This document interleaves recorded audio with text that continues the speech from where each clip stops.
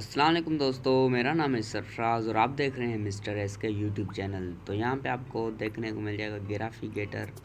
ये भाई बहुत ही अच्छे हैं लोगो बनवाने के लिए। अगर आप बनवाना चाहते हैं लोगो तो इससे बनवाएं, क्योंकि यहाँ पे आपको देखने को मिल जाएंगे बहुत ही अच्छे अच्छे लोगो। एंड जो अपना लोगो आप चाहेंगे वो आपको बना के देगा।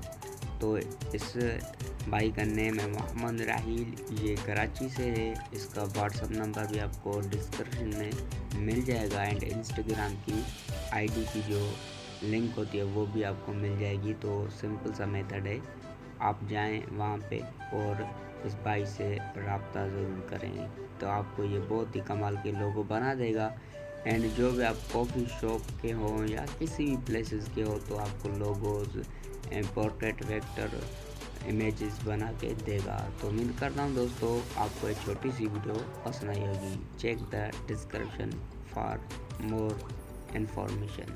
Thanks for watching.